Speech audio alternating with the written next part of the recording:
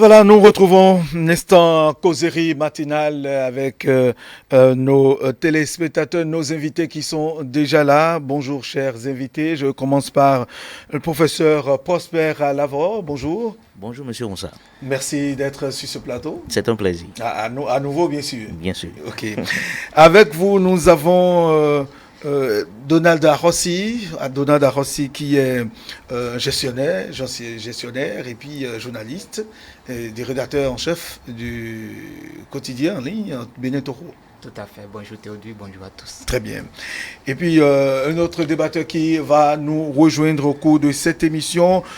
Le sujet aujourd'hui, vous savez, nous sommes à quelques jours donc des examens de fin d'année. Comment réussir? Parents et enseignants s'activent depuis d'ailleurs le début de la rentrée qui aujourd'hui on en est à quelques jours. Comment est-ce qu'ils se préparent? Comment faire ou quoi faire? Comment faire les révisions pour donc réussir à ces examens? Nous allons en parler ce matin avec nos invités. Professeur Prosper Lavore, la première question est à vous. Comment l'année s'est déroulée, l'année scolaire 2019-2020? Bien, merci Monsieur Onsa. Nous saluons à nouveau nos téléspectateurs. Alors l'année scolaire, bon, vous savez, elle s'est bien déroulée, elle avait bien commencé. Et comme d'habitude, les enseignants, les apprenants, prioritairement les candidats, s'étaient déjà mis à la tâche avant que, bon, subitement, cette pandémie ne survienne et ne brise le rythme que les enseignants et tous les acteurs donc, de l'école avaient déjà imprimé à leurs candidats. Donc du coup, avec cette maladie, cette pandémie qui est arrivée, c'est sûr que le rythme de départ a changé un tout petit peu. Néanmoins, nous avons repris depuis le 11 mai et toutes les écoles, tous les collèges s'activent à nouveau pour remettre les candidats au pas. Donc nous en sommes là. Et voilà. Alors professeur Lavore, dites-nous, dans quel état d'âme les élèves, sinon les candidats, avaient repris les cours? Vous savez, à partir du 11, bien sûr, mai, bien sûr. Oui, à partir du 11 mai, tout le monde est anxieux, tout le monde a peur et on dit que le Covid est dangereux. Donc les apprenants sont retournés à l'école, y compris les enseignants d'ailleurs, la peur au ventre. Mais bon, avec les dispositions, les mesures barrières qui sont mises en place, je crois que bon, ça se gère tant bien que mal. Je crois que le gouvernement a joué sa partition bien sûr, en mettant à la disposition donc de ses apprenants, les masques. Et bon, voilà, les établissements également ont œuvré pour que le dispositif de lavage des mains soit à la portée donc des apprenants, des enseignants, en tout cas des usagers de l'école. Et je crois que bon, c'est vrai, avec les informations, les sensibilisations qui ont cours sur les médias, bon, nous essayons donc d'évoluer comme ça. Est-ce que les candidats, les élèves étaient dans la psychose d'aborder, de reconnaître en tout cas désormais que cette maladie existe, ou bien comment est-ce qu'ils se sont préparés? Je vous l'ai dit, les médias nous ont informés tout le temps de ce que cette maladie... Je parle de l'attitude de ces candidats, de ces élèves. Bien sûr, je vous l'ai dit, ils ont peur, ils ont eu peur au tout début, mais bon, avec le temps, je crois que les habitudes ont recommencé. Il n'y a pas de souci. On travaille comme si, bon, voilà. C'est vrai, dans le respect donc des gestes barrières. Mais bon, la peur est là. Et c'est d'ailleurs la raison pour laquelle le respect donc des mesures barrières devrait être systématique. Donc voilà. Donald Arrossi, vous avez observé, vous avez suivi un peu l'évolution de la situation. Selon vous, les élèves, les candidats vous étaient dans quel état, dans quelle psychose pour aborder le reste du programme de l'année? Bon, il faut voir un peu le contexte et c'est ça qui justifierait un peu l'état d'âme des candidats parce que le professeur l'a souligné tout à l'heure. C'était un rythme de départ, c'était une cadence de départ et tout le monde était je dirais, au front pour donner le maximum de soi pour pouvoir atteindre les objectifs escomptés, que ce soit les professeurs et les élèves qui veulent aussi réussir. Mais à un moment donné, voilà, il y a cette pandémie qui est venue casser tout le rythme. Oui. À un moment donné, même, beaucoup se demandaient si on pourrait même composer, et si l'année va reprendre, parce que les cas augmentaient. Les cas augmentaient avec l'instauration du cordon sanitaire et toutes les mesures prises au niveau national quand même pour contrer le virus. Tout le monde a pris peur, et plus que les élèves, c'était les parents qui avaient peur. Beaucoup ont demandé catégoriquement de fermer les écoles et que les enfants restent à la maison. Même quand l'État a voulu que les choses reprennent, tout le monde avait la peur au ventre, donc personne ne voulait quand même prendre de risques. Mais comme le professeur a souligné tout à l'heure, avec le temps, les élèves, les écoliers ont pu renouer avec les habitudes anciennes, c'est-à-dire le rythme normal des cours. Seulement que l'effet est que on aurait eu un peu de ce que j'appellerais la décadence, qui aurait créé de nonchalance à certains niveaux, de relâchement à certains niveaux. Et donc, pour encore les quelques jours, les quelques semaines qui restent avant l'examen, je pense que non seulement les professeurs doivent encore beaucoup plus s'activer pour les interpeller beaucoup plus psychologiquement à une concentration maximale, à une concentration maximale, et aussi les parents qui ont aussi un grand rôle à jouer en matière de suivi, parce que il faut reconnaître que ça nous manque beaucoup. Et généralement, ces moments-ci où les parents sont très pris, ils n'arrivent pas à suivre beaucoup plus les élèves. Et quand on sait aussi que vers la fin, les élèves, surtout les candidats, sont épuisés. Ils sont épuisés parce que c'est une période de surcharge. Il y a la pression psychologique de vouloir réussir. Il y a aussi la pression des cours, des notions qu'on n'a pas encore acquises, ou bien les doutes qui subsistent encore, et on veut toujours quand même rattraper le temps perdu. Donc il y a beaucoup de pression. Et donc les parents et les professeurs ont un rôle fondamental à jouer, notamment ces derniers temps. Très bien. Professeur Alava Prosper, est-ce qu'il y a eu ce travail de réveil psychologique, de mise en condition psychologique de ces élèves par rapport à tout ceci? Parce que le contexte est quand même différent avant qu'on aborde, c'est-à-dire les préparatifs, comment doivent-ils se préparer? Vous savez, l'enseignant, il est pluridimensionnel, en plus donc de son rôle de faire acquérir le savoir donc, à ses apprenants. C'est en plus de cela un coach. Donc si vous avez, disons, un poulain qui doit, disons, compétir pour une compétition, justement, vous devez de le préparer psychologiquement. Donc il n'y a même pas de doute à cela. C'est le rôle donc des enseignants, c'est notre rôle que de rassurer nos candidats quant à ce qui se passe actuellement. Vous savez, d'ordinaire, sans le Covid-19 bien sûr, eh bien, la pression montait déjà vers la fin de l'année. Donc les enseignants sont déjà habitués à cela, ils savent trouver les mots justes pour rassurer les candidats, tout en leur donnant bien sûr les astuces, les méthodes et les techniques à mettre en œuvre pour réussir leur résumé, en fait pas leur résumé de cours y compris, mais à mettre en place pour réussir leur révision, leur préparation.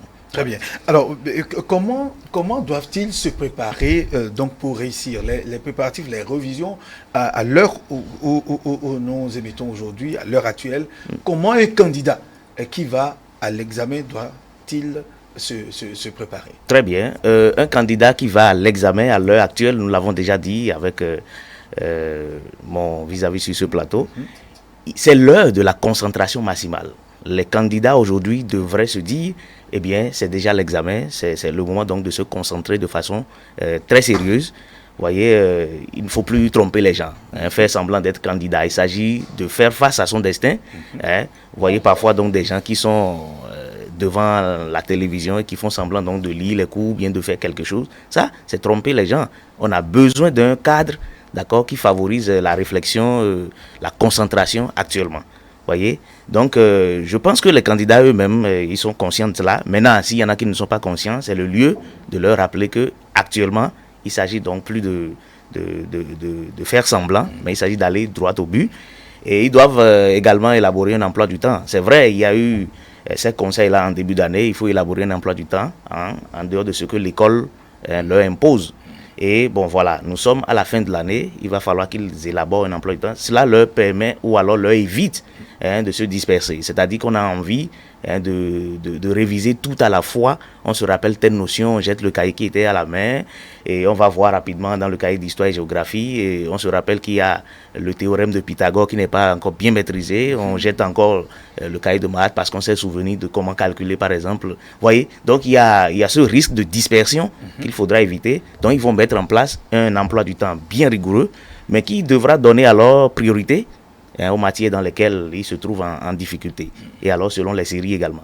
Donc, oui, d'abord au niveau des établissements, quelle est l'organisation qui a été mise en place pour accompagner ces élèves dans la préparation de ces examens pour bien sûr le réussite. D'abord au niveau des établissements, les quelques-uns que vous avez où vous intervenez ou que vous connaissiez.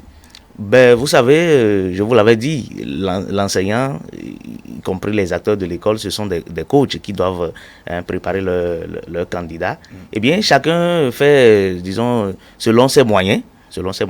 Mais il faut avouer que le dénominateur commun donc des écoles actuellement, c'est l'organisation donc des révisions, des travaux dirigés, intensifs.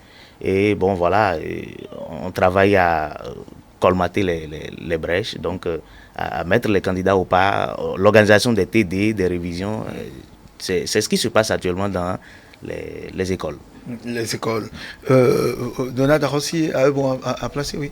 Oui, je pense que ce que le professeur a dit, c'est fondamental en matière d'organisation et de planification. Parce que je dirais que nous abordons le dernier virage et les élèves sont surchargés. Et le risque de dispersion est là parce que quand on sent que bon, en géographie j'ai encore des lacunes, j'ai accumulé les cours parce qu'il y a d'autres qui sont par exemple très accrochés aux matières scientifiques et laissent les leçons là et se rendent compte que nous sommes seulement à 2-3 semaines et que je n'ai pas encore et assimilé toutes les notions dans telle matière. Alors on se jette à fond, on commence par veiller à tout prix et après ce sont les maux de tête, les migraines qui surgissent et ça devient très compliqué aussi à des moments donnés pour les parents. D'autres vont même, on va même jusqu'à hospitaliser d'autres. Du coup, la planification, l'organisation personnelle doit être de mise et les enseignants doivent vraiment mettre l'accent là-dessus et surtout exhorter les parents à cela, à suivre rigoureusement les enfants, leur alimentation, leur réveil, l'heure à laquelle ils doivent dormir, avoir un œil rigoureux sur eux parce que ce moment est très crucial et il faudrait quand même qu'ils puissent mieux s'organiser pour réussir parce qu'il ne sert à rien de consentir assez d'énergie, assez d'efforts sur environ 8 mois et que c'est à quelques jours de l'examen qu'on, par quelques habitudes qui ne sont pas trop bienséantes, on cache tout. Très bien. Professeur Alavor Prosper, pour un candidat qui va à un examen, un candidat littéraire par exemple, comment doit-il, à l'heure où nous parlons, s'organiser par rapport à ces révisions? Alors, par rapport à ces révisions, il devra, comme je l'ai dit, organiser donc la révision elle-même, c'est-à-dire se faire un emploi du temps qu'il va de façon rigoureuse observer. Ça dépend du candidat. J'ai déjà dit que c'est en fonction donc des lacunes que vous sentez, donc vous allez donner priorité aux matières dans lesquelles vous vous sentez plus ou moins mal à l'aise en ce moment. Donc c'est ça la priorité. Mais de façon à ne pas négliger non plus les autres matières. Alors vous avez dit candidat littéraire. Par exemple, candidat littéraire, cela s'entend les candidats des séries AB, par exemple. Alors on sait que par exemple en série A2, l'histoire et la géographie sont les plus coefficients. Donc coefficient 5. Alors à ce niveau, le candidat devra faire en sorte que les leçons soient maîtrisées. Si par exemple, il peut faire des résumés de cours, d'accord, parce que, vous voyez, il s'agit de la reformulation. Ce que le professeur fait, c'est de dire de façon plus élaborée ce qu'il y a à dire, de façon à ce que chaque candidat puisse trouver le bout par lequel il va se retrouver en son temps. Donc, chaque candidat de cette série, par exemple, A2, doit faire des résumés de cours. C'est valable pour les autres, hein. Ils devront faire des résumés de cours. Ils devront également s'organiser, par exemple, à faire des révisions de leurs cours de façon méthodique, à relire, par exemple, la méthodologie. C'est vrai, vous avez les connaissances, mais il y a que c'est de façon organisée qu'il faut rendre ces connaissances-là. Donc, ils vont faire des révisions sur ce plan-là aussi, réviser les cours, la méthodologie que le professeur leur a enseignée. S'il y en a qui, par exemple, jusque-là, ont des doutes, c'est le moment donc de réviser cela. Ils pourraient également aller au livre, par exemple, pour voir des copies modèles, par exemple. Des corrigés-types. Voilà, pourquoi pas. Maintenant, il faudra faire attention, il ne s'agira pas de laisser le cours et d'aller s'accrocher au corrigé-type. C'est que vous avez déjà essayé par vous-même de déchiffrer, de décoder, de résoudre des problèmes, de traiter des sujets. Et ce n'est qu'après ça, pour voir si vous êtes dans, disons, les normes, vous référez au corrigé-type pour voir si ce que vous avez fait ou ce que vous avez dit est conforme à ce qu'il devrait être. Donc je pense que c'est entre autres une méthode que les candidats devraient mettre en application. Bon, il y a aussi d'autres qui s'organisent en groupe. C'est vrai qu'actuellement on dit qu'il faut faire attention dans les regroupements, mais c'est important. Si par exemple ils doivent organiser des groupes d'études, eh bien ils devront le faire dans le respect bien sûr des mesures barrières. Maintenant, il ne faudrait pas que les gens d'un même niveau aillent s'associer pour dire qu'ils sont en train donc de s'aider. Si par exemple ils doivent constituer des groupes, c'est que par exemple il y a quelqu'un qui voit mieux dans telle matière, l'autre qui voit mieux dans telle autre matière, et donc les autres, en fait, l'ensemble va former quand même un groupe où ça va être vraiment de l'entraide. C'est-à-dire ce qui manque à l'autre, son camarade est là pour le lui apporter. Donc voilà, entre autres, quelques techniques. Même pour ceux qui sont des séries scientifiques. C'est ce que j'ai dit, c'est valable pour tous. Nous sommes partis donc de quelqu'un qui est peut-être en série A2. J'ai dit, c'est la matière la plus coefficiée. Bon, priorité doit être donnée quand même à ce qui est plus coté. Alors, quel doit être le rôle de ces enseignants de maison, ces professeurs de maison qui viennent appuyer les élèves, et quel doit être leur rôle? Alors, nous parlons aujourd'hui il y a quelques jours de ça. Oui, je suis d'accord. Vous faites bien d'aborder d'ailleurs la question ou le rôle de ces enseignants de maison. Vous savez, il y a un dicton dans le milieu enseignant qui dit que la répétition est pédagogique. Je crois que c'est le lieu maintenant de pratiquer cela. C'est maintenant qu'il faut mettre en valeur cette incitation qui nous est chère, la répétition. Alors, les professeurs qui vont dans les maisons, généralement, ce sont des professeurs qui sont à l'école. Donc, ils vont là-bas pour répéter ce que le professeur de l'école a dit. Donc, je crois que s'ils sont vraiment des professeurs, s'ils sont vraiment des gens outillés pour faire ce travail, ils doivent être le complément de ce que le professeur a été en classe. C'est-à-dire, ce que l'apprenant, parce que c'est le grand groupe, il faudra que l'enseignant en classe fait en sorte que chaque apprenant trouve le minimum encore de réponses à ces questions. Quand il y a beaucoup de monde et qu'on doit satisfaire tout le monde à la fois, voyez, le candidat voudrait par exemple que le professeur aille dans les détails. Voyez, mais peut-être que parfois il n'est pas totalement satisfait. Donc, quand il rentre et qu'il a la possibilité donc de recourir à son professeur de maison, voilà, c'est ce que le professeur va faire. C'est-à-dire répéter ce que le professeur a dit à l'école, maintenant aller dans les détails pour permettre au candidat de mieux assimiler la notion. Oui, il y a certains professeurs de maison qui peut-être rejettent toute la charge sur les parents et se plaignent des enfants de ces candidats-là, de la manière dont ils assimilent les cours, soit ils sont plus éveillés, ils sont plus attentifs, ils sont plus rétroactifs et tout. Est-ce que c'est le moment, normalement, est-ce que c'est à l'enseignant de se plaindre, l'enseignant de maison, de se plaindre de ces cas, de ces dérapages, si je peux m'exprimer ainsi, des enfants, de ces irrégularités? Je pense que c'est même un peu paradoxal ce que vous dites.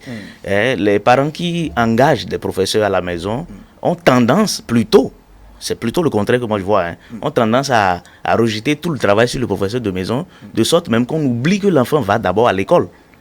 C'est à l'école que les bases sont jetées.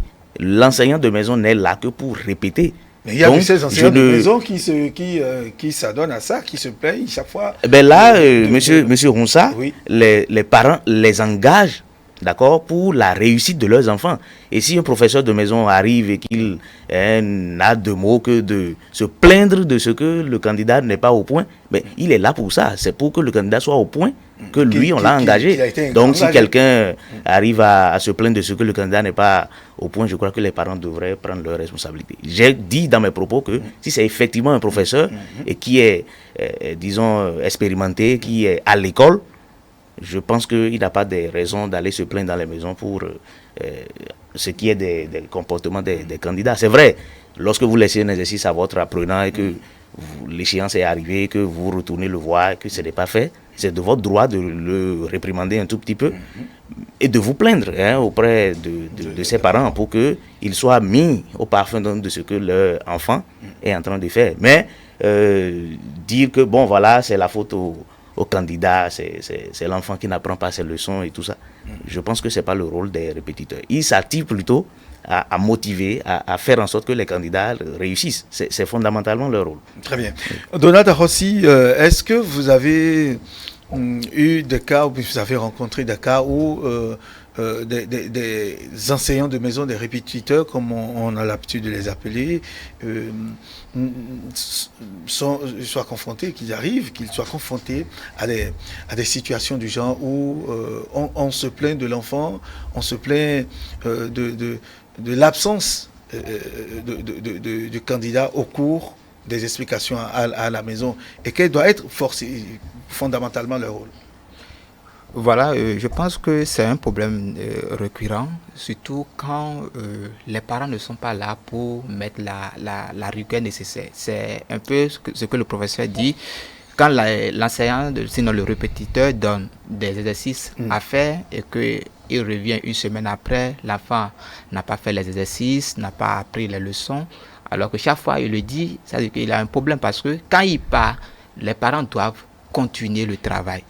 Veiller à ce que l'enfant apprenne ses leçons. Veiller à ce que l'enfant les parents ne sont pas instruits pour pouvoir faire le travail. Bon, moi je vous dirais quand même que moi il y a eu une mère qui n'a pas été instruite, mais tous les matins à 5 heures, tu as cours, tu n'as pas cours, tu te réveilles, tu prends ton cahier de leçons, tu étudies. Elle ne veut pas savoir ce que tu étudies, mais pour elle, c'est que tu dois étudier. Le soir, avant de commencer les travaux domestiques, soit tu fais vite les travaux domestiques et tu prends tes cahiers de leçons pour faire tes exercices. Pour elle, c'est que tu as un temps donné pour étudier. Le plus important est qu'elle te voit étudier au moins tous les jours. Vous voyez un peu, à 5 heures du matin, elle t'habitue à te réveiller très tôt, parce qu'à 5 heures, que tu es court ou pas, tu dois te réveiller et prendre ton cahier. Quand tu sors de l'école, elle ne connaît pas mes programmes de sortie, mais quand elle voit mes camarades sortir et je ne suis pas encore rentré, il y a problème. Vous voyez un peu, donc il y a au moins l'instinct qui guide, même quand on n'est pas lettré. Donc je pense que il a la responsabilité parentale qui doit intervenir et qui doit être le prolongement de ce que l'enseignant de l'école a fait, ce que le répétiteur vient faire. Les parents doivent aussi s'investir dans la ligne pour que la chaîne soit complète, pour que le résultat escompté... Oui, avant de rejeter le tort sur les parents, le répétiteur surtout de maison, Donata Rossi, quel doit être lui, son rôle véritablement à l'heure nous parlons, combien de fois doit-il intervenir dans la semaine pour accompagner le candidat ou l'élève? Alors là, je rejoins un peu les mots du professeur qui parlait de coach. Il doit être plus qu'un répétiteur, plus qu'un enseignant, il doit être un coach plus compréhensif. Parce qu'il est là pour ce travail. C'est parce que les parents ont remarqué des carences, des lacunes à certains niveaux qu'ils l'ont appelé pour renforcer l'enfant. Alors, ce n'est pas le moment de se plaindre, mais c'est de regarder l'objectif à atteindre. Regarder le temps qui reste et comment planifier l'enfant. Analyser un peu aussi la psychologie de l'enfant, parce que l'enseignant, c'est tout. C'est après tout un psychologue, comment l'enfant arrive à assimiler. Quand il dit telle chose, combien de fois il faut le dire pour que l'enfant arrive à assimiler. Et il doit confronter des méthodes. Quand j'ai utilisé telle méthode pour lui expliquer telle chose, est-ce qu'il a pu vite assimiler? Quand que quand j'ai utilisé telle méthode, quand j'utilise la chicotte ou quand je le reprimande, est-ce qu'il se perd ou bien est-ce qu'il se retrouve? Et c'est après avoir fait cette synthèse qu'il doit trouver la méthode, le modus operandi indispensable, sinon nécessaire ou efficace pour mieux coacher son apprenant. Mais ce qui manque généralement à ces répétiteurs, c'est un peu ça. Et c'est ce que le professeur disait. Tout le monde n'est pas qualifié aussi pour encadrer. Vous voyez, là, les parents, il y a beaucoup de jeunes aussi qui veulent joindre les deux bouts. Et du coup, bon, on accumule les cours de maison. Il y a 5-6 cours de maison dans la semaine. Le plus important pour certains aussi, c'est d'aller quand même faire cette formalité pour qu'à la fin du mois, qu'on puisse les payer. Donc, il y a aussi le choix du répétiteur qui s'oppose aussi. C'est un autre problème et sur lequel il faudrait aussi beaucoup plus sensibiliser les parents pour leur dire que tout le monde n'est pas qualifié pour encadrer les enfants. Surtout quand c'est les plus petits, parce que les plus petits sont plus fragiles et eux, c'est très indispensable d'analyser beaucoup plus leur psychologie, de voir leurs aptitudes. S'il est très intelligent, alors il faut trouver les moyens qu'il faut utiliser. Quand il n'assimile pas très vite, quand il assimile très lentement aussi, il faut trouver les méthodes, il faut trouver le moyen pour être aussi très calme, très compréhensif avec lui. Avec les enfants. Très bien. Est-ce que vous partagez les mêmes avis que Donald Arrossi? Tout à fait, M. Arrossi a raison, je vous l'ai dit. Si vous êtes véritablement enseignant, je crois que votre rôle à la maison de répétiteur, personne ne devrait vous l'apprendre à nouveau. C'est que vous êtes outillé, vous êtes formé pour ça. Ce qui est déplorable, c'est que, bon, il y a beaucoup de jeunes, étudiants très souvent, qui, bon, pour les besoins de subsistance, se jettent à l'eau, et certains parents qui ne veulent pas de la qualité, et ça c'est connu, la qualité a un prix. Lorsque vous avez recours au service d'un professeur qui est qualifié, ce n'est pas le même taux, ce n'est pas le même montant que vous allez sortir pour payer par exemple ce professeur que vous allez adresser à un étudiant. Donc lui demande peu, alors que l'autre, c'est son travail qu'il a été formé pour, il a les qualités, et donc du coup il est beaucoup plus exigeant. Combien de fois doit-il intervenir Voilà, c'est important. Oui. Combien de fois? Je crois qu'on ne doit pas acculer non plus les candidats. Je vous ai dit que l'heure est à la concentration. Et sur les épreuves, le répétiteur ne sera pas là. Il faut habituer également le candidat à être autonome. Donc, sur le nombre, je crois que c'est en fonction des candidats aussi. C'est en fonction des candidats, mais ce n'est pas systématiquement tous les jours qu'il faut aller envahir les candidats pour dire que, bon, voilà, on doit répéter. Non, c'est pas comme ça. Maintenant, je ne pourrais pas donner de façon précise un nombre de séances, un nombre de jours. Cela varie d'un candidat à un autre. Cela varie d'un besoin à un autre. Donc, il n'y a pas de nombre à préciser ici. Mais, toujours est-il qu'il faut quand même laisser de la place aux candidats pour qu'ils puissent travailler seul.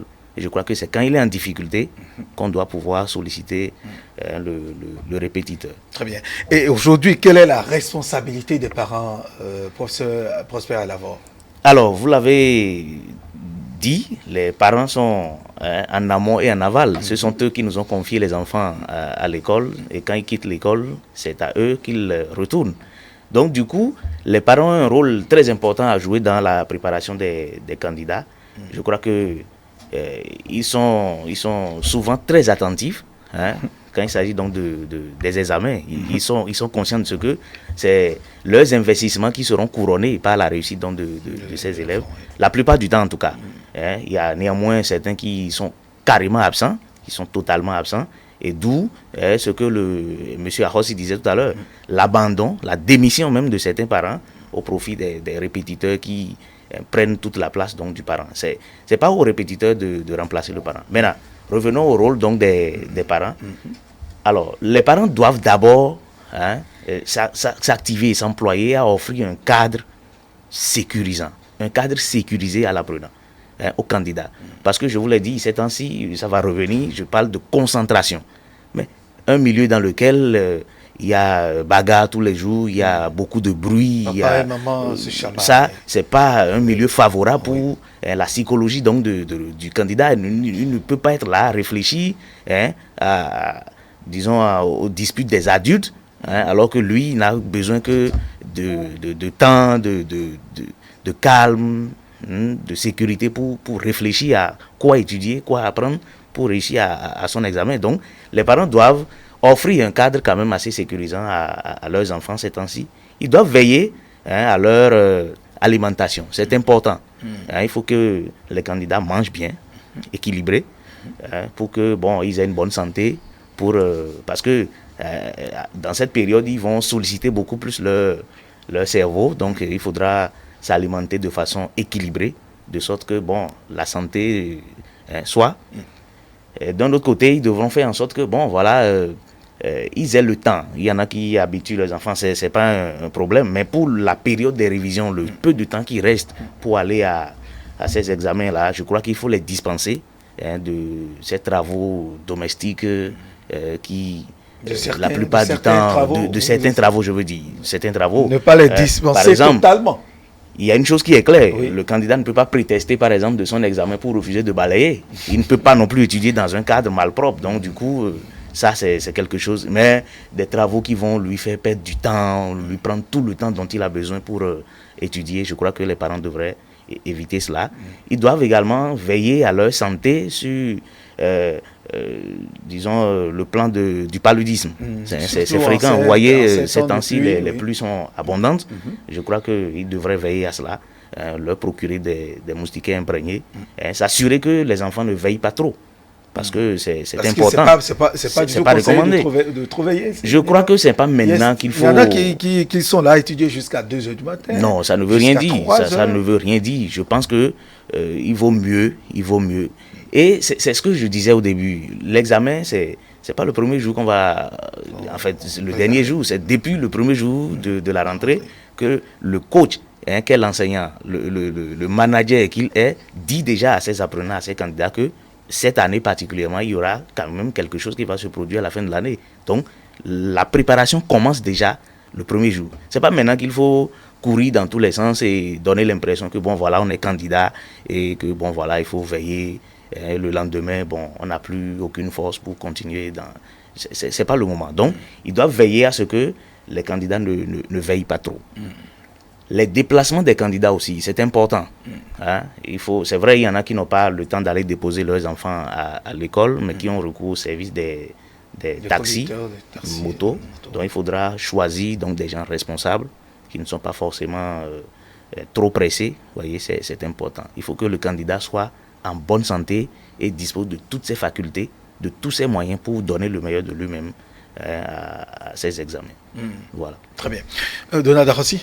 Oui, je reviendrai essentiellement sur le rôle des parents pour dire qu'ils doivent beaucoup plus accompagner les enfants, beaucoup plus les motiver parce que l'examen aussi, c'est un challenge et il faut être gonflé à bloc, surtout sur le plan mental.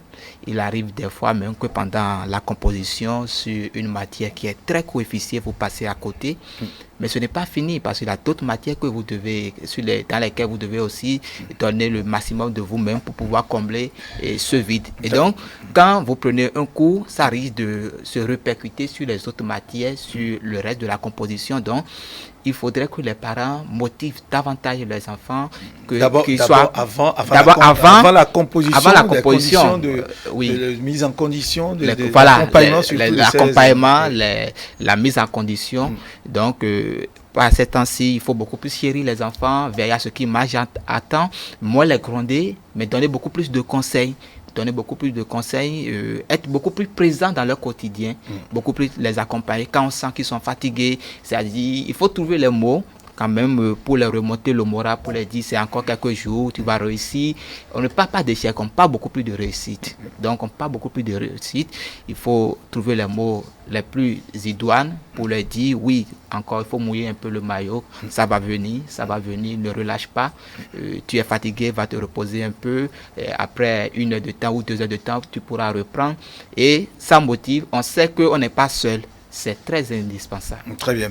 Professeur Alavant, il y a aussi que les candidats doivent être très informés, suivre l'actualité au plan national et international. C'est très important. Ah, vous faites bien de le dire, monsieur Ronsa. Oui. Vous savez, surtout pour les candidats au brevet, aux candidats au baccalauréat, surtout le bac. Moi, j'ai coutume de dire à mes apprenants, surtout des classes littéraires, de toutes les façons, les matières littéraires, le bac se fait de plus en plus actualité.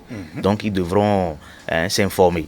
Ils doivent, c'est vrai, on a dit qu'il faut limiter la distraction, mais quand il s'agit des informations, ils doivent suivre. Oui. Il ne s'agit pas forcément de la télé, il y a la radio, il y a... Bon, je crois que beaucoup de canaux aujourd'hui donnent l'information. Ne pas, exploiter ces médias, ces canaux-là, pour se distraire, mais beaucoup plus pour apprendre. Je crois que c'est important. Ils doivent suivre l'actualité. Ils doivent suivre également les débats. C'est un peu bizarre que des candidats, dès qu'il y a journal, dès qu'il y a débat sur l'actualité ou bien sur un fait précis, on zappe systématiquement. Parce que, quelqu'un n'est pas en train de casser la gueule à l'autre. Il n'y a pas d'action, il n'y a pas de film. Non, je pense que c'est pas de ça qu'il s'agit. Actuellement, il s'agit donc de profiter de ce que les médias offrent. Il y en a qui sont spécialisés dans l'information. Donc, vous n'avez vraiment pas de risque de rater l'information de la journée.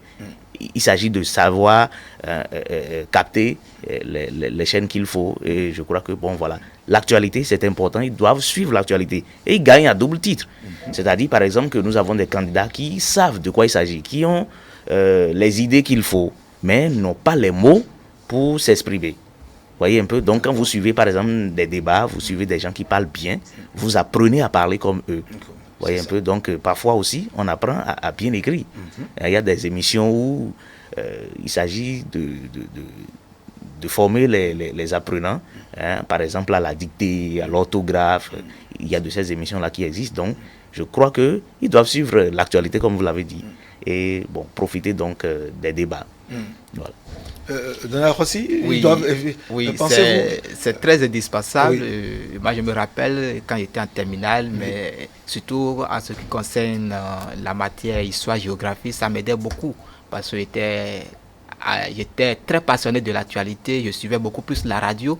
Et donc, quand il s'agissait des questions de l'ONU, des actions de l'OMS et autres, surtout quand on dit des exemples et autres, beaucoup de camarades n'arrivent pas à donner des exemples concret des œuvres, des actes que ces organisations font dans le pays ou sur le plan international. Mais quand vous suivez l'actualité, vous avez beaucoup plus de facilité à quand même parler beaucoup plus de ces organisations, de ce qu'ils font.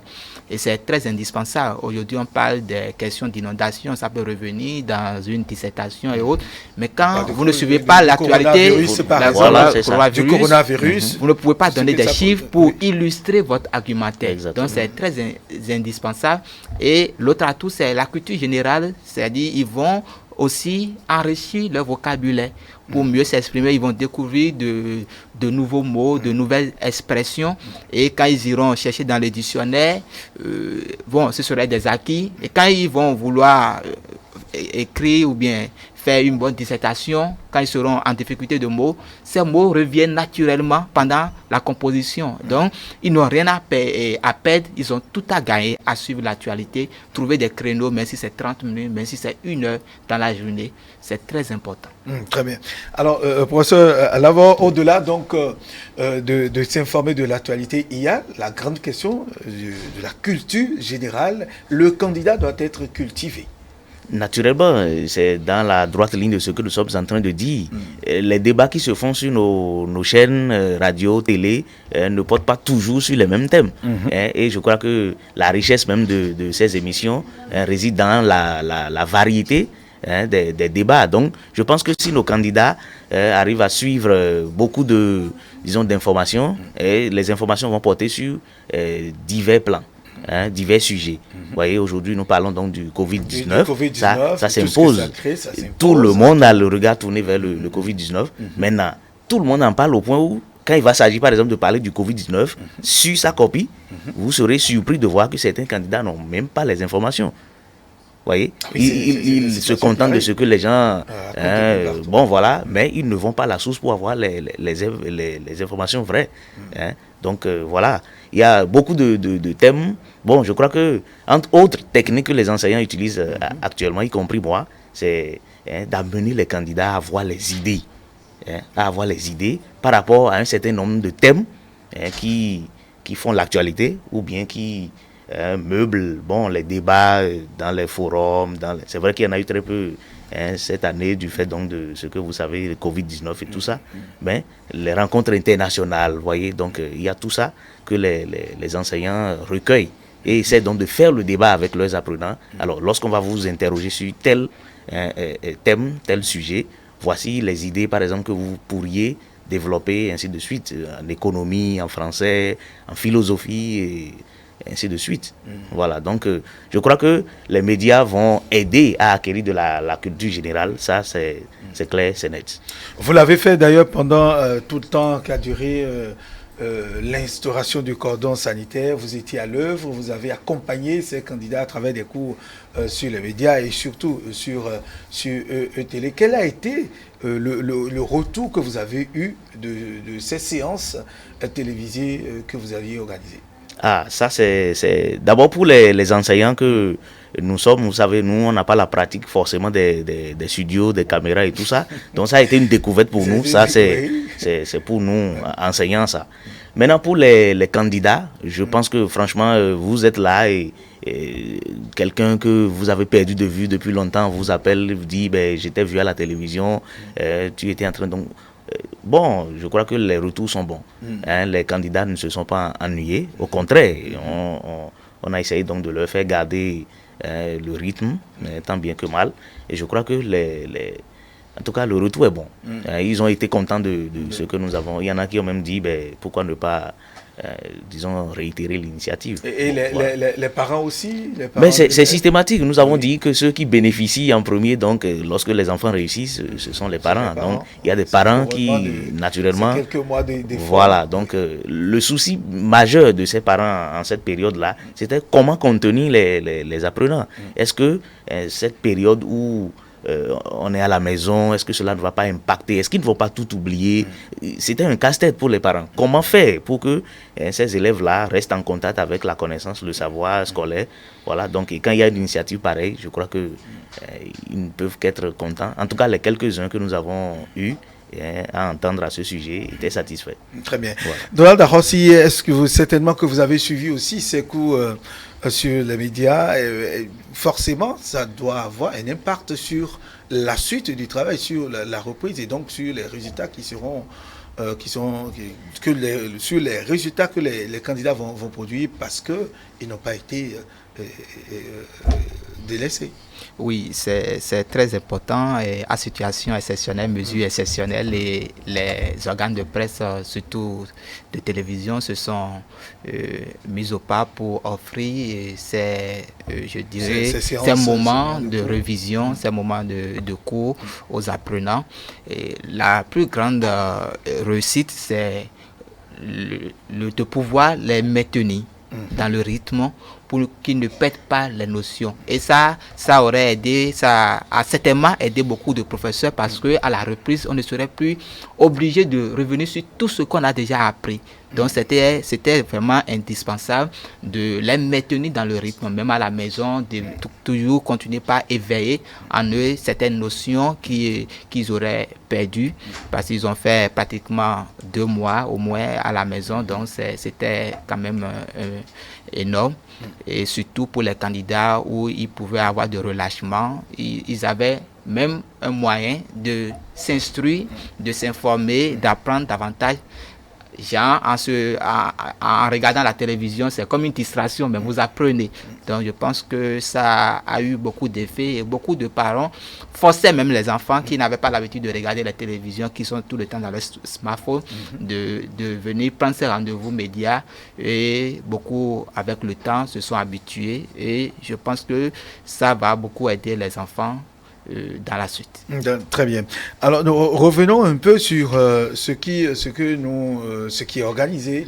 Il s'agit des examens blancs. C'est vrai que c'est déjà passé au plan national, mais l'importance de ces examens blancs ou bien de cet examen blanc qui est organisé au plan national, professeur Alava Prosper, parce qu'il y en a d'abord de ces candidats qui ne prennent pas assez d'importance, des parents, quelques parents aussi.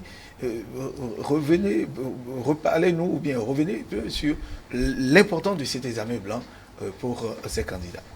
Alors, c'est vrai, vous l'avez dit, nous avons connu un examen blanc au plan national. Hein. Je crois que c'est dans la droite ligne de ce que les autorités donc, en charge de l'éducation sont préoccupées, hein, au même titre que les parents, les enseignants, par la réussite des candidats. L'objectif principal de ces examens blancs, c'est d'abord de confronter les candidats, hein, à un certain nombre d'épreuves, d'accord, de les mettre en situation d'examen. Il y en a qui, par exemple, pour les plus jeunes, je parle par exemple des candidats au CEP, qui n'ont jamais été encore à un examen. C'est une occasion pour eux de découvrir les conditions dans lesquelles... C'est vrai, ils avaient l'habitude des compositions en classe et tout ça, mais un examen, hein, on les mettait en condition pour que, bon, le jour J, le stress ne soit pas forcément un facteur, disons, comment on va dire ça, qui les empêche, voilà, donc de trancher, hein, de façon très élaborée à ces examens-là. Et d'un autre côté, ça permet aux candidats les plus grands de se mesurer, de jauger leur niveau, leur capacité. Hein, est-ce qu'ils sont déjà prêts?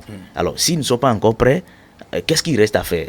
Ça leur permet de faire le point, hein, de se réorienter, de remettre, hein, les pendules à l'heure, de se fixer de nouveaux objectifs. Si par exemple, hein, c'est dans les matières, disons, scientifiques, que ça ne marche pas encore, alors comment faire pour que, hein, avant ce jour-là, ils soient, disons, prêts, ainsi de suite. Je crois que c'est de ça qu'il s'agit. Et on ne peut que louer ces initiatives-là. C'est vrai que, bon, les résultats... Ça donne le vrai visage de la capacité du candidat ou des candidats, cet examen blanc.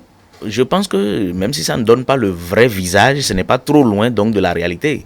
Hein, parce que ils ont composé en conditions d'examen. Donc je crois que les candidats sérieux, hein, devraient donner le meilleur d'eux-mêmes et se dire... si ça avait déjà été l'examen lui-même, sans couleur, c'est-à-dire le vrai, hein, où est-ce que j'en serais? Est-ce que je serais parmi les gens heureux, c'est-à-dire les admissibles, ou bien je serais à la traîne? Je crois que, il y en a qui mesurent la portée donc de la chose et qui s'y sont adonnés avec beaucoup de sérieux. Et je crois que, comme vous le dites, même si ce n'est pas encore le vrai visage, mais ce n'est pas trop loin de la réalité non plus. Une fois, là aussi, les répétiteurs, les professeurs de maison sont interpellés au cas où le candidat ou l'élève constaterait des failles, des lacunes dans telle matière. Naturellement. C'est bien sûr le moment, puisque nous sommes encore à quelques jours, de les remettre au pas. Hein. Au pas, oui. Vous l'avez dit, c'est le lieu, hein, donc de les remettre au pas. Voyez, quand ces examens-là sont passés et qu'on a eu par exemple les copies, hein, à l'école déjà, avant même d'arriver aux répétiteurs, à l'école déjà, les enseignants organisent ce qu'on appelle des séances de rémédiation.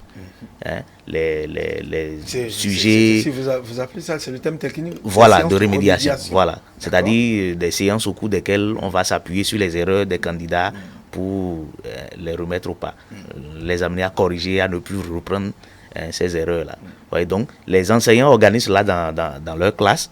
Maintenant, si vous arrivez au répétiteur, je vous l'avais dit, lui ne répète que ce qui a été fait en classe. Normalement, ça devrait être ça. C'est-à-dire, il répète autrement. Autrement, avec beaucoup plus d'attention, hein, pour le Parce candidat. Que là, il est seul, il face à son candidat, à son élève. Oui. Donc, il y a plus de temps à consacrer à cet apprenant-là. Donc, on lui montre de façon plus élaborée, avec beaucoup de techniques, beaucoup d'approches, comment il devrait s'y prendre, hein, alors qu'il n'a pas pu le faire au cours de cet examen-là. Donc, c'est le lieu, hein, pour le répétiteur d'entrer véritablement en action pour amener son candidat à bon port. Hein, donc, c'est son rôle de répéter. Hein, et répéter suppose quoi? Prendre connaissance de ce qui a été fait, hein, à l'école.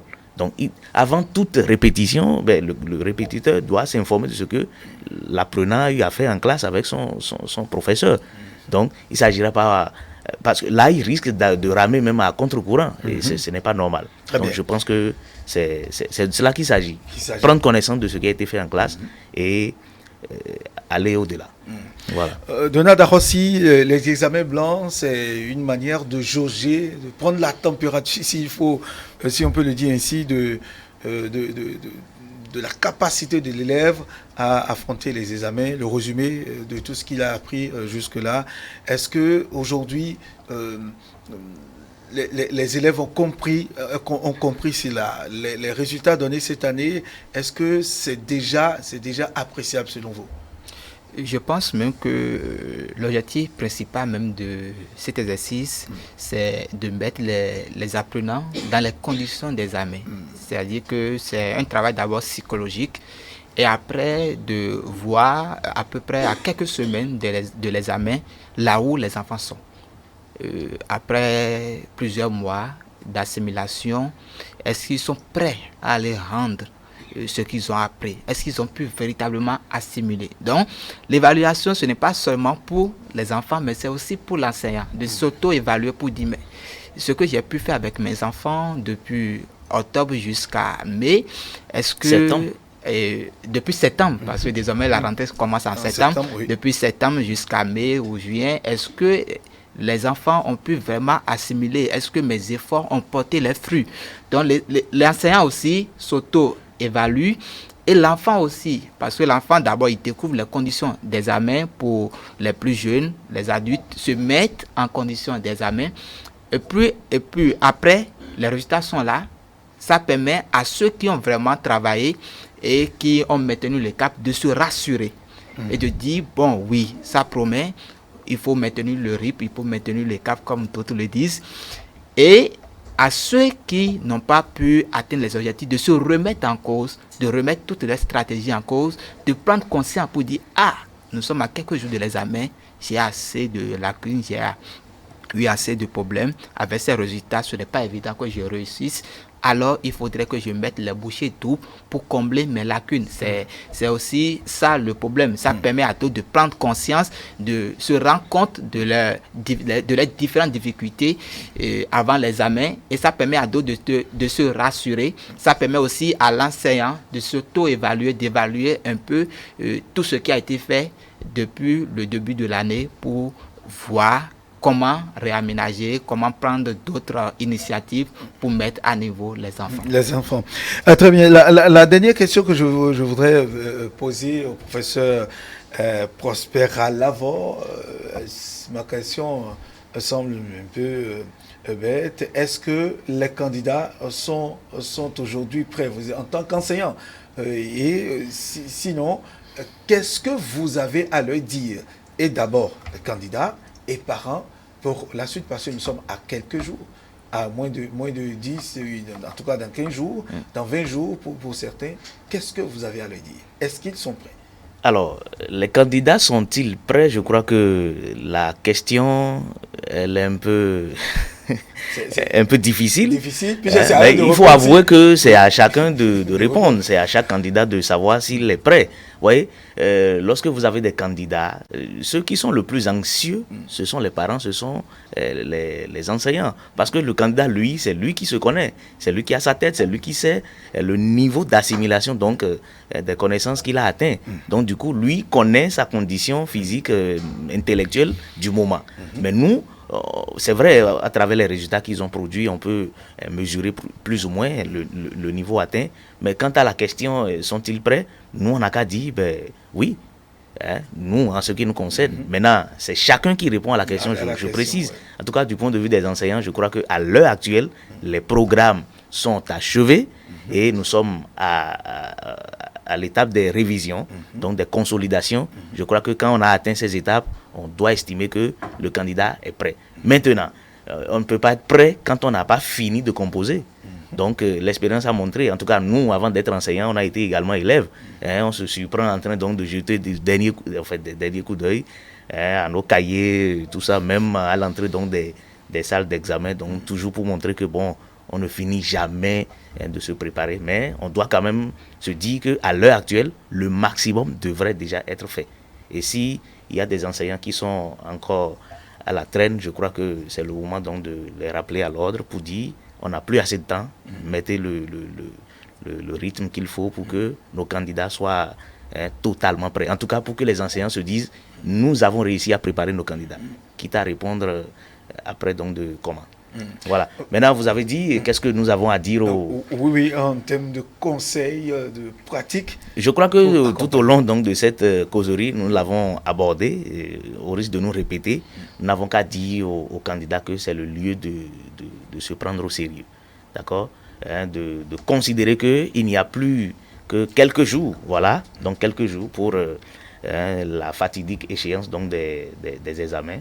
Il faudra une concentration maximale, se doter d'un emploi du temps qu'il faut suivre de façon rigoureuse au risque donc d'être dispersé, d'aller dans tous les sens et là vous risquez même de perdre confiance en vous. Voilà pourquoi il faut une ligne de conduite, il faut organiser voilà, les révisions de façon élaborée. Je crois que quand vous allez faire ces choses, bon, nous allons beaucoup espérer de vous. Et d'un autre côté, les enseignants, ils savent ce qu'ils ont à faire. Nous avons dit, la répétition est pédagogique. C'est le lieu d'informer ou alors d'appeler mes collègues à plus de patience. Parce que, vous voyez, certains candidats qui viennent à la fin de l'année, parce qu'ils ont toujours été absents, vous posez des questions sur lesquelles, bon, voilà, le grand nombre a été déjà entretenu et préparé. Vous voyez, donc, il s'agit, voilà, donc, de s'armer de patience, de se dire, bon, voilà, tous là, ils sont nos brebis et nous sommes les pasteurs. Donc, on ne doit pas laisser, quel que soit voilà, les caprices, on devrait les reprendre et accepter. En tout cas, pour dire que nous avons joué notre partition. Et je crois que s'ils sont revenus, c'est qu'ils sont conscients donc, de ce qu'il y a en jeu. Donc, ce n'est pas à nous de les rejeter. Et ils savent ce qu'il y a à faire, c'est d'organiser des révisions, des remédiations, d'attirer l'attention donc, des candidats sur les bons comportements qu'il y a à respecter. Bon, du côté des parents, nous l'avons dit également, c'est le lieu d'être beaucoup plus proche. C'est vrai, on dit que le meilleur investissement, c'est quand même l'enfant. Il ne faudrait pas que nous courions derrière le matériel au point même d'oublier l'objectif. Ceux pour qui nous courons, c'est d'abord les enfants. Et parfois, vous voyez certains parents courir au point même de dépasser l'objectif. Mais ça, c'est vraiment regrettable. Donc, je pense que les parents devraient faire beaucoup plus preuve de présence aux côtés donc, de leurs enfants ces jours-ci. Les chérir, on l'a dit sur ce plateau, les couvrir d'amour, mais en même temps les rassurer, les coacher à la manière donc, des enseignants eux-mêmes, leur procurer le cadre nécessaire, comme nous l'avons dit, sécurisé, qui favorise alors la réflexion ces jours-ci, veiller à leur alimentation, à leur sécurité, aussi bien sanitaire que routière et tout ça. Donc je crois que avec les prières et tout ce qui peut amener nos candidats à la réussite, je crois que quand chacun aura joué sa partition, nous sommes en droit d'espérer de très bons résultats. Très bien. Merci, Prosper Lavore. Donald Arossi, vous avez aussi un dernier mot à placer? Bon, le professeur a tout résumé, il a dit l'essentiel. Oui. Je pense que chaque maillon de la chaîne doit jouer essentiellement son rôle. Et je pense que les professeurs, les enseignants font leur rôle, jouent déjà leur rôle de façon pleinement leur rôle, ils jouent pleinement leur rôle. Je pense que le reste ce serait celui des parents à la maison, de faire de sorte que tout ça soit corroboré par la réussite. Et ça passe par l'accompagnement maximal, j'allais dire. Ça passe par aussi la motivation continue jusqu'à la composition. Ça passe par aussi le suivi de l'alimentation des enfants. C'est très indispensable parce qu'ils auront besoin de beaucoup plus d'énergie parce que depuis le début de l'année et surtout en ces moments, ils vont beaucoup plus solliciter leur cerveau. Ça demande beaucoup plus de l'énergie et donc la qualité des mets qu'ils doivent consommer est indispensable. Ils doivent aussi beaucoup consommer des fruits pour avoir de l'énergie, c'est très important. Et puis après, il faut les prévenir du paludisme, comme on l'a dit, veiller à ce qu'ils dorment sous moustiquaires chaque soir. Il ne s'agit pas d'étudier tardivement et de dormir au niveau de la table et laisser les moustiques venir les envahir. Il faut toujours veiller à ça. Les parents doivent se réveiller tardivement dans la nuit pour voir si les enfants sont sous moustiquaires, s'ils sont bien prévenus et protégés de la fraîcheur. Et s'il a lieu, les donner des médicaments pour prévenir le paludisme parce que c'est très important. Très bien. Merci à vous, chers invités. Donald Arossi, journaliste, le quotidien Bénin Toro. Et puis, nous étions également avec le professeur Prosper Alavor qui a accepté partager ces moments avec nous par rapport aux examens de fin d'année, les préparatifs et comment réussir. Mesdames et messieurs, nous sommes donc à la fin de la causerie de ce jour. Merci de nous avoir